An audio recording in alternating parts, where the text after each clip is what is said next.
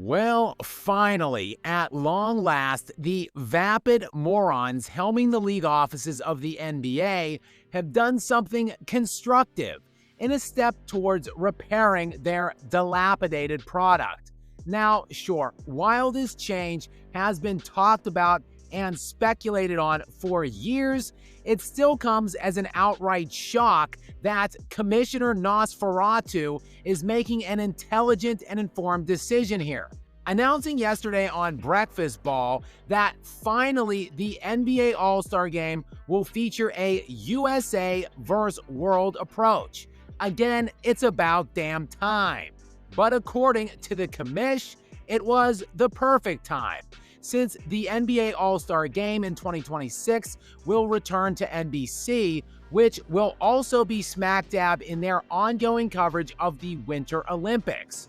In his words, what better timing could we be waiting for? There'll be more Olympic events, so what better time to feature some form of USA against the world? And amid the disappearing defense, meteoric amount of three-point jacking, and general lack of competition league-wide, the NBA's popularity has bottomed out to near historic low points, with no aspect of the game perhaps taking a bigger hit in recent years than the heinous ass that is the NBA All-Star Game. I mean, just when you think this thing has hit utter rock bottom, Commish Gargoyle and company just say, hold my beer and check this out. Finally, mercifully though, it appears as if the league is finally set to give us what we have all been waiting for in a World vs. USA matchup. What are you waiting for, huh? Something which might finally restore some level of competitive vigor to this event, as the USA team will hopefully be able to find some semblance of pride as they look to fight off the premise that has become obvious in recent years: the world has passed America by. And if you are doubting that, well, you simply haven't been paying attention as of late. So let's break it down by the numbers. But first, and speaking of numbers, guys, help me. Help me!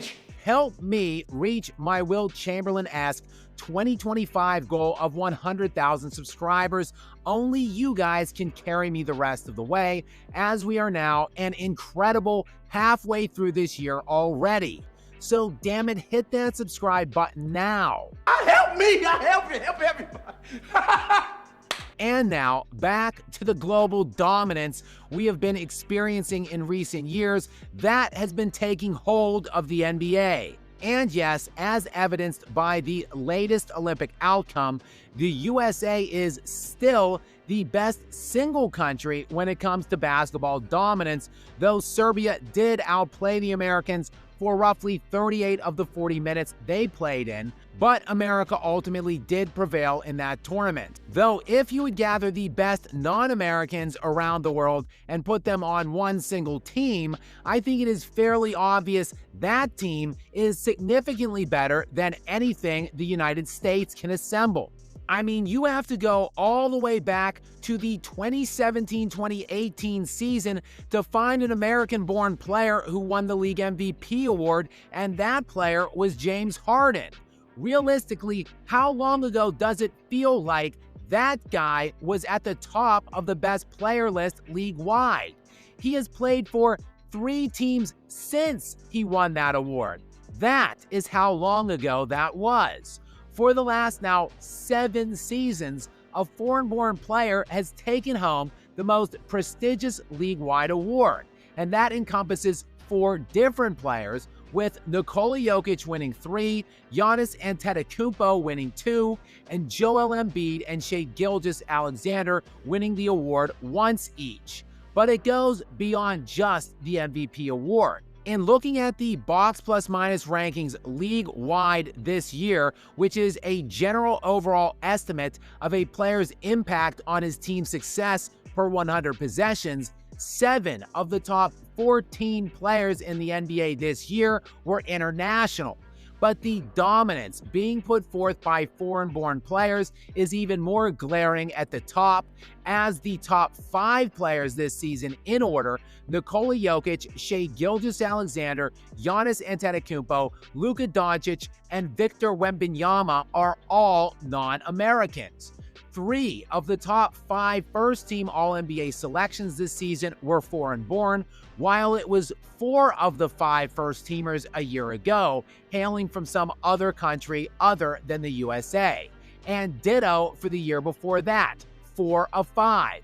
It isn't even a hot take to suggest the best 4 or even 5 players on the face of the planet today are from some other part of the planet other than America. The question therefore remains, can they fill out an entire roster to compete with an American team?